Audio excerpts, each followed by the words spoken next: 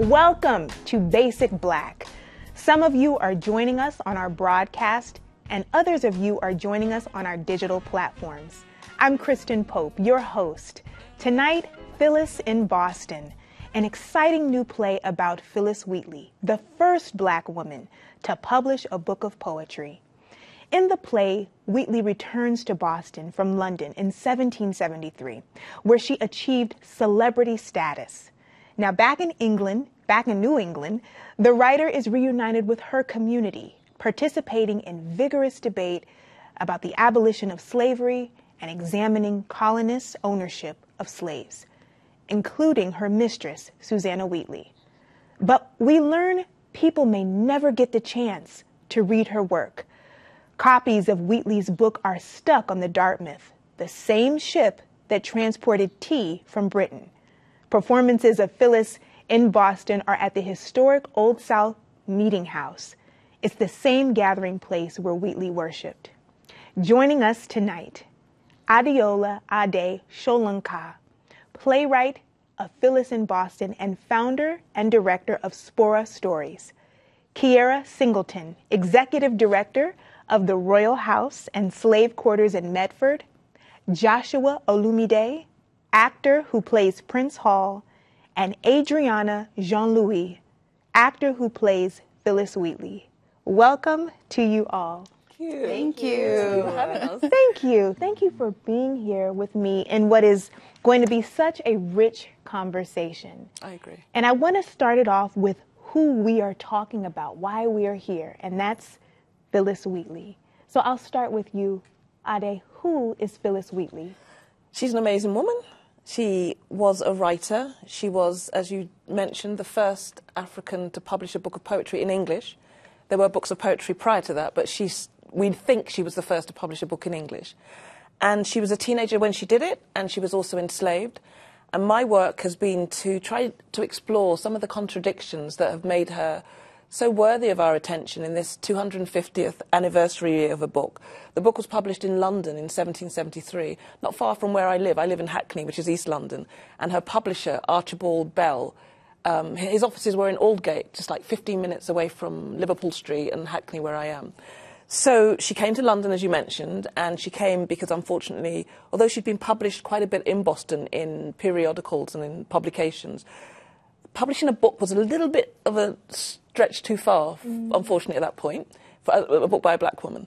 So she left Boston in May of 1773. She arrived in June.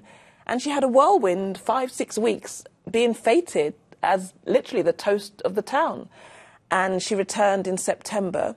And as you mentioned, her book was following her from London on a ship with East India, 114 cartons of East India tea. And yes, the book was stuck when the events that will be commemorated across not just Boston but the US took place, the run-up to the Tea Party. So the 28th of November, just around this time, 1773, 250 years ago, was a big moment in her life because she found her books were possibly about to be thrown into the water. Which would have been absolutely Which would have been a disaster, and history would have, obviously, we wouldn't have had the moment to remember her as we did, for example. Last week I was in Mississippi at this conference celebrating Phillis Wheatley. Jackson State University had a wonderful event with just Black women writers from all over the globe gathered to celebrate Phillis, as we are gathered here to talk about her work. Wow. So the reason why so many people are engaged by her story and embrace her is because she had so much resilience, although she was kidnapped at the age of 7, transported, endured the Middle Passage. She was very sickly, very weak, but she survived, and not only survived, but thrived enough to write, I think, 38 or 39 poems, which were included in this volume.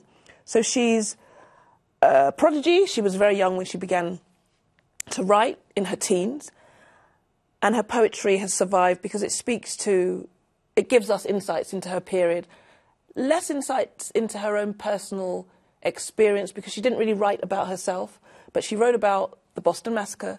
She wrote about the issues around the struggle between the colonists and the British. And she was basically the poet laureate of the American Revolution. Of that time. And I want to take that into, well, first of all, thank you. Thank you for giving us that breath. We've all done that. Of who she is, because there's plenty of people who don't know who Phillis Wheatley is. And bringing us to the place of why she's significant. Kyera, I want to turn to you to say, you know, we've heard so much about why we should care, but tell us, why is Phillis Wheatley and her work and this poetry so significant? I think in many ways, just to build off of what Ade said, I mean, she's a genius. And in so many ways, I think people throughout history had tried to say that, oh, she's just emulating the greats.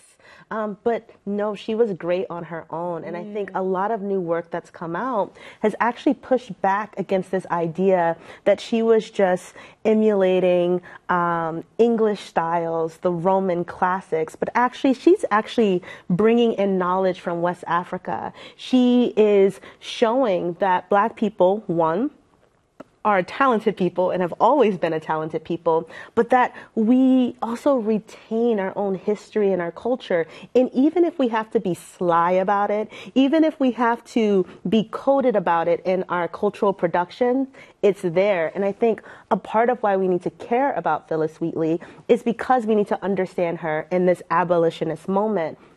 When she is speaking out against slavery, often in coded terms, because at a point she is enslaved, but I think oftentimes people had kind of written her out, had basically called her a race traitor. And now we have actually rediscovered that, you know, she was very much so on the side of Black people and very committed to abolition. And I think it's important that we embrace her. I love what you just gave us. Important that we embrace her and all of these identities, all of the identities that she carried, and then the identities that the complexities, the layers that she covered through her work, and the dispelling myths that it sounds like this body of work touches. And so we want to go to a clip from the play. We want to go to this clip. In this particular scene, Phillis in Boston, Phillis and abolitionist Prince Hall discuss helping enslaved African men and women gain their freedom. Let's watch, everyone. Can you find some time to look at this? Please, it's important. Another one? In January, we had 73 signatures. Yes, I know. And sadly, the Senate still refused it. What was it for? Funds for voluntary emigration to Africa. Now, Phillis, I think the plea was wrong. We put too much stress on kidnapped Africans being better suited to Africa's climate and lifestyle. Now, that was the stumbling block. A group of freed Black men begin a trip over to Africa and are captured by the authorities because they can't believe the fact that we'd rather live in Africa than be a part of this colony. But kidnapping is the major problem free Africans face, and that was my mistake. I should have focused more on that. The theft of free men and women and the selling of them back into slavery. I mean, it's happening every day, all over the northeastern colonies. All over the world. Joshua, Prince Hall is so passionate in this moment. Tell us what he is trying to relay and get across to Phillis. Yes. So Prince Hall was always about Black sovereignty. Everything he did was for African American sovereignty. And, you know, he was a organizer, he was a community builder, and in this scene that we just watched, he got 73 signatures for a petition for a Back to Africa movement, which was refused by the Senate. And so what he tries to do is use principles, religious principles, in politics, you know, have people really look at themselves and say, okay, if you believe in the Christian precept of all equal before God, how can you in the same breath say you're going to claim your fellow man as property? Mm-hmm. And in this time, I mean, Phillis is Christian, is that right? Ade, she is a Christian, and she is enslaved. So how, and I'll turn to you for this, Adreyanua, who played Phillis. How does she reckon with this? How does she reckon with what Prince Hall is telling her in her current state. Yeah. How does she reckon with this? So I believe it was pretty hard for her to understand it at first. But once Prince Hall mentioned Christianity and looking at the other person, I think that's when she started to really evaluate or dissect what her faith means to her and what the faith means to other people. I think she also, because when she dissects slavery and when she looks at slavery, she sees that her faith has also transcended her to become someone much better down the line. So I think that's... And actually, in that moment, this is set, as I say, just the day when the ships, the Dartmouth in particular, had arrived. She'd been emancipated by then, and in her writing, she cryptically said, with the help of my friends in London.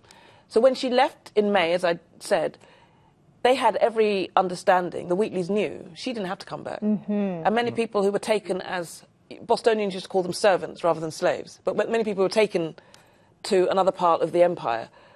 If they went to London, people would just self-emancipate. Because, as you know, in 1772, the year before Phillis arrives in London, James Somerset had been part of a very famous case, a completely landmark case, which had Lord Mansfield, the judge in England who tried the case, with the help of Granville Sharp, James Somerset had won the right not to be returned to Massachusetts with his owner. And that set the precedent that any enslaved person being brought to London could not be forcibly returned to any colony. So Kyera is the expert on all of this. Why did she come back? Why did Phillis come in? That's a question I've had in reading all of this. She goes to London. She has the ability to emancipate. She becomes a celebrity, what we would consider an overnight celebrity. She gets her book published. Why would she come back? You know, I love this question because I go, why not? This is her community at this point, right? She is quite cunning, and so she is actually, setting herself up so that she can leverage her freedom from the Wheatleys. So when she goes to London, she had already made contacts with a lot of the white, wealthy Bostonians who put her in a position to get there, and she used it to leverage with them, right? So there's no way that they didn't really promise her freedom to come back. But then I think what we see is that she's very much so grounded in a Black abolitionist community in Boston. And I think that that is her community. And so for me, because she comes back, we get to see that, actually. We get to see how vocal she becomes once she has her freedom. And so I always like to think of Phillis as extremely strategic. And to me, what's important about that is that we then start to understand just how important Black people are utilizing, their political intellect. And if we take them seriously as political agents, then we see the ways in which Phillis is maneuvering and actually forcing the Wheatleys to give her freedom. And this is why the historical context is so important, because on the surface, you think slave master, freedom, success. How do we make sense of her coming back to what is her slave owner, and being loyal to her and living with her, despite the fact that she had shown her a lot of grace by educating her and allowing her to go. But there is this dichotomy here that really takes it deeper into why Phillis would come back and how strategic it was.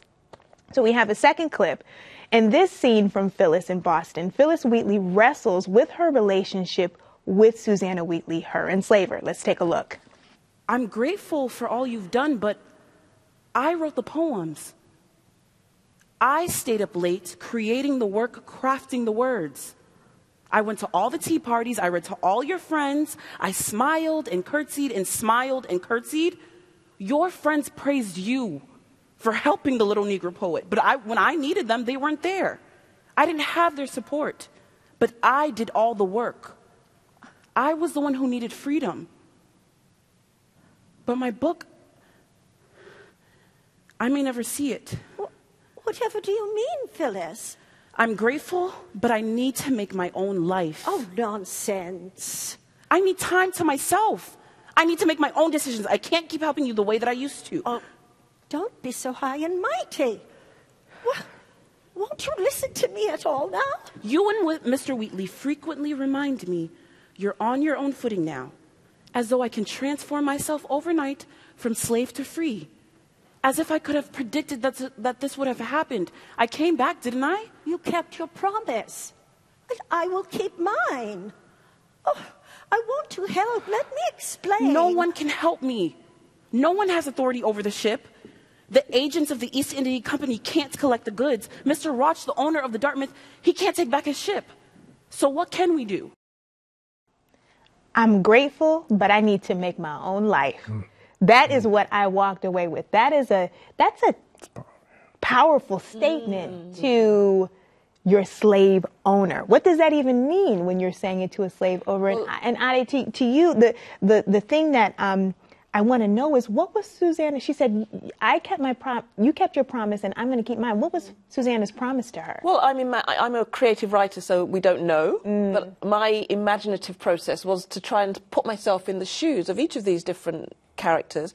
And also, when Phyllis was in London, she was with Nathaniel Wheatley's, the son of the Wheatleys, who was there on business.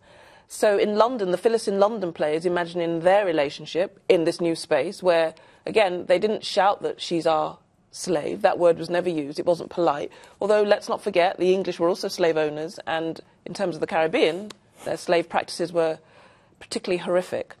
So I'm imagining the relationship and the dynamics. And Phyllis, in one of her letters to her very dear friend Oba, referred to Susanna as her mother, my best friend, my sister.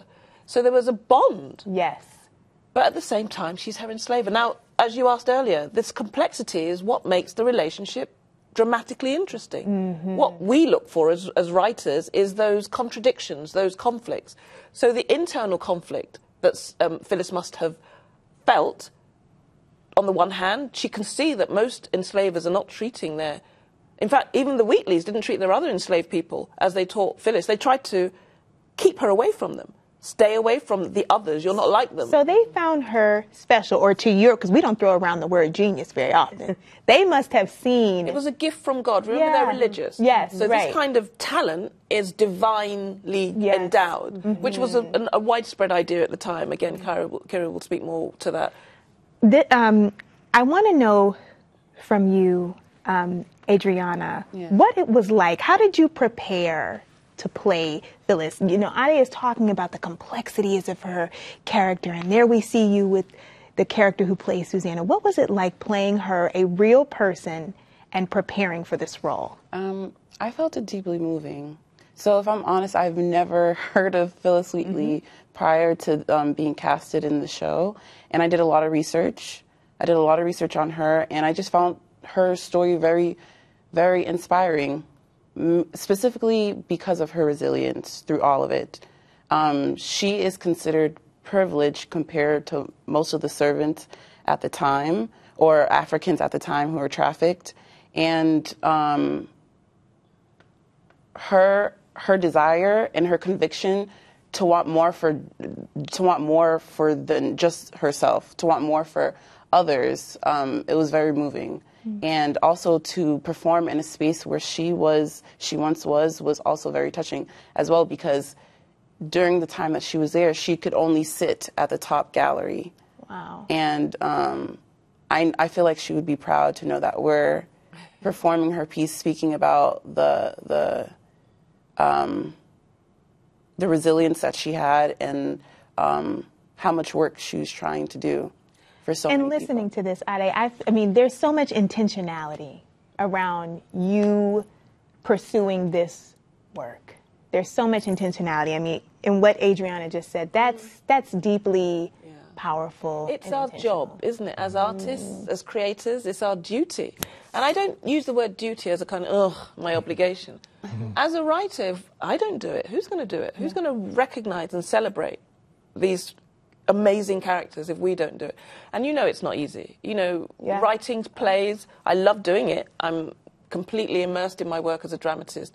But it's hard work. Yes. And so before you embark on any project, you have to say, this is going to be a long one. Now, this one has been longer than most. It's been 9 years since I first started working on this. And I've taken the project to Ghana and to Gambia and to Barbados, because I wanted to see and hear how it sat in different parts of the Black Atlantic, in the diaspora. Yes. Spora Stories is my project, which is diaspora stories. So even though I was born and raised in London, both my parents are Nigerian, I am very connected to the Caribbean world because I grew up in Notting Hill, West London. And I love that about even your connection to Phillis.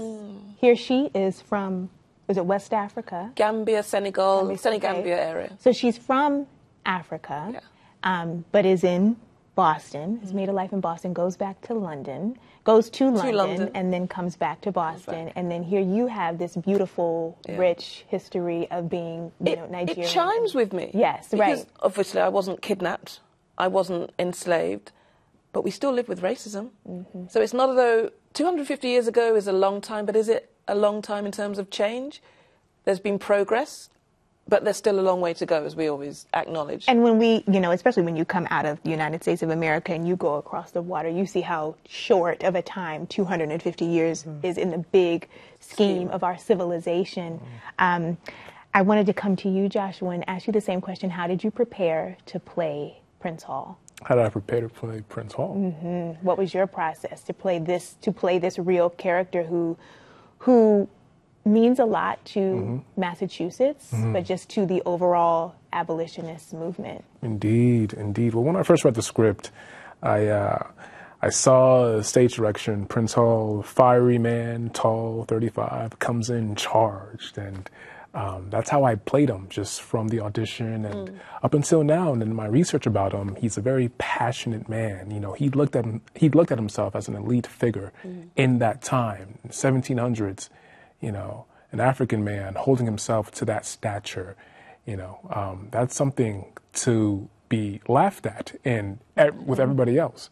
But, his unwillingness to be victimized is also a key part in his mindset, and how he really was striving to, again, achieve African sovereignty. And I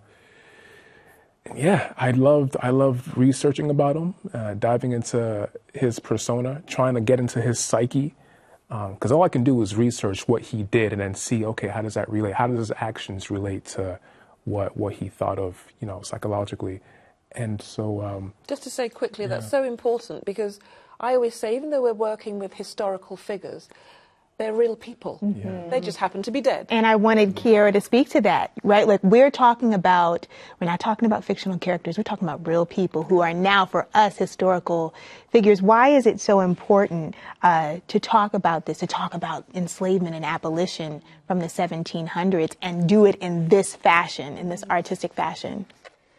I think for two reasons. One is that, when you learn about the history of Phillis Wheatley and you think about what she's able to achieve as an enslaved woman and then as a free woman, one of the things that I really like to go back to is that when the Wheatleys die, they leave her with nothing. They leave her with absolutely nothing. Wow. So, again, when we're thinking about that context, even if they thought she was special, they did not pass on anything to her.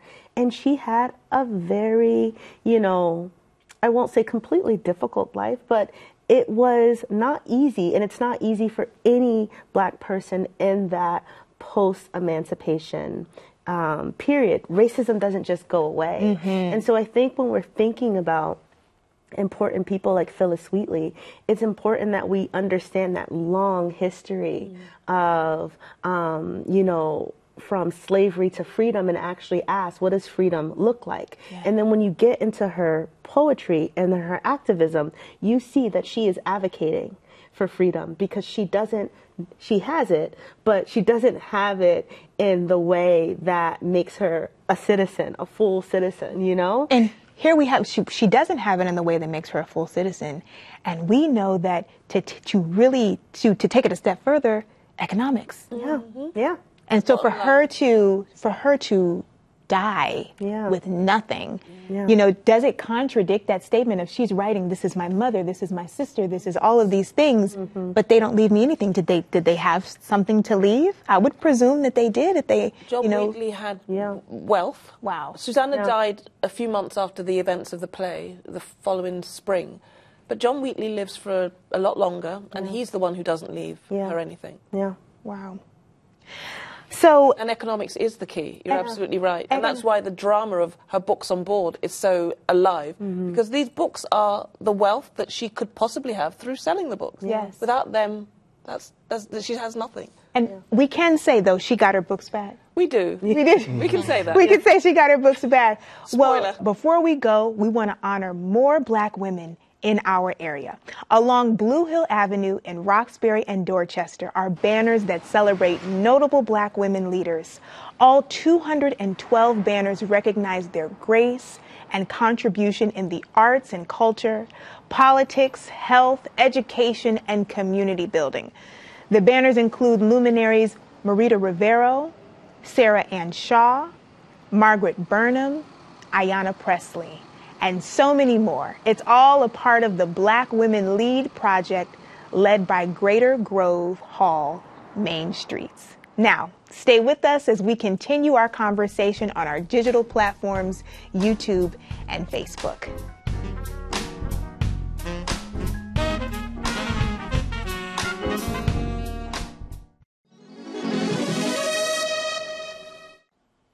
I'm Kristen Pope, your host, and you are joining us on YouTube and Facebook with our post show, continuing our discussion on Phillis in Boston.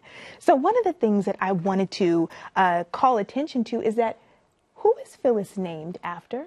Good question, and I wish I had the answer, but we know that she was named after the slave ship, the Phillis, which was the vessel that Mr. Fitch brought her and several other captives on, and the Wheatley name came from the Wheatleys. But in terms of what, her real name, we don't know. I've always thought of her as someone called Saratu, because she lived in an area which was very Muslim influenced, or she'd come from, was kidnapped from that area.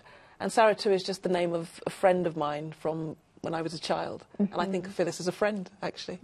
Do you think of her as a friend? Oh, it's quite strange. People think I'm mad.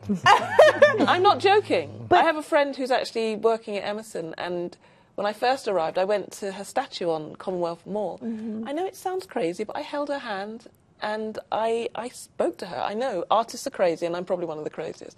But I do think of her, as I said earlier, these characters are real people. They went through struggles. As a woman and as a writer and as an African, I do identify You with connect her. with her. And also because when she came to London, she was an African woman writer abroad. And when I was first in the US, many moons ago, I was studying in California.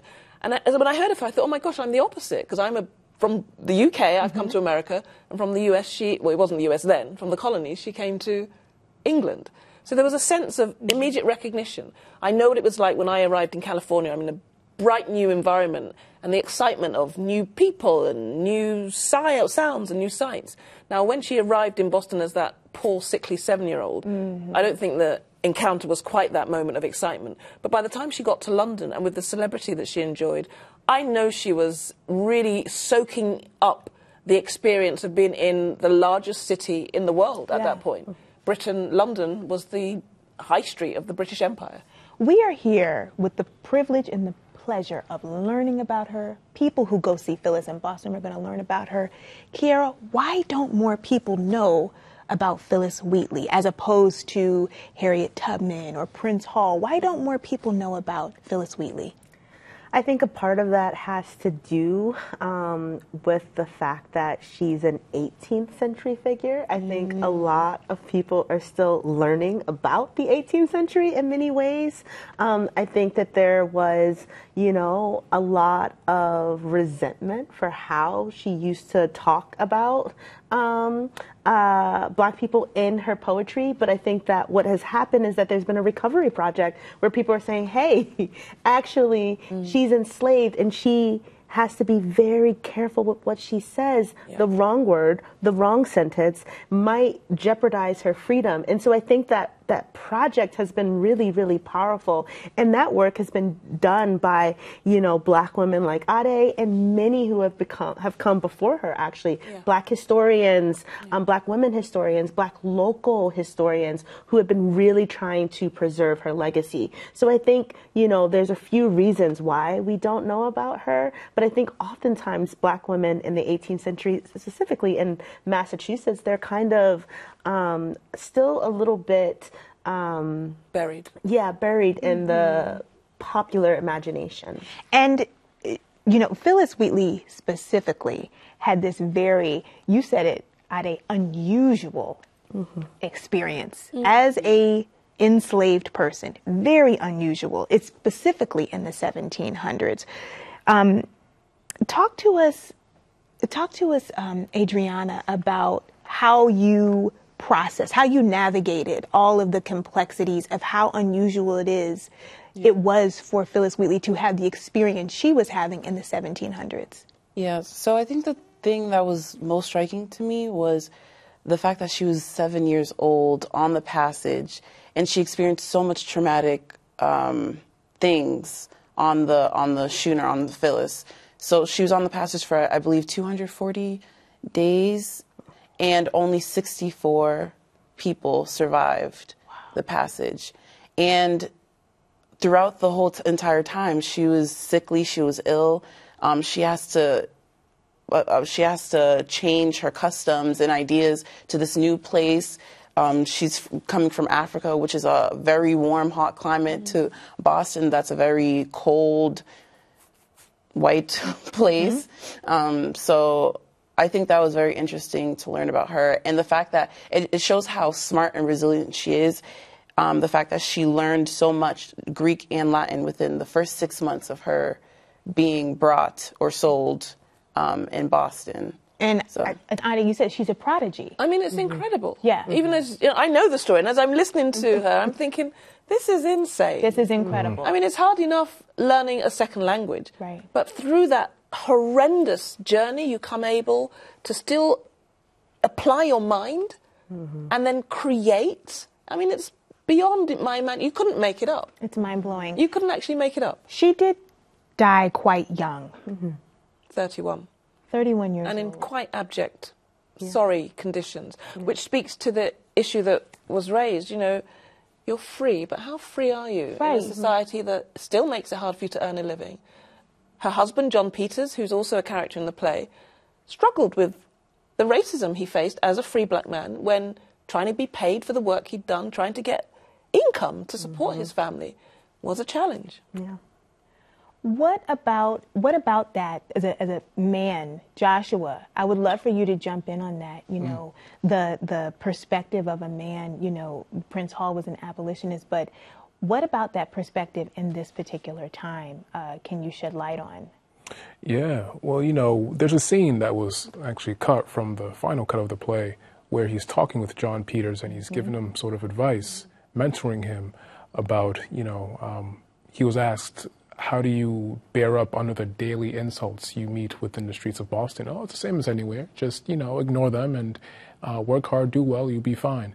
And so, I think that was you have an actual quote. You have to have a thick skin, as when you're faced in such an environment. Absolutely. There was another character in the play too, her friend. Dear Sister Oba. Talk to us about her friend. We think in some of the work I've read, I'd be interested to hear, it's speculated that they came together on the Phillis, the slave ship.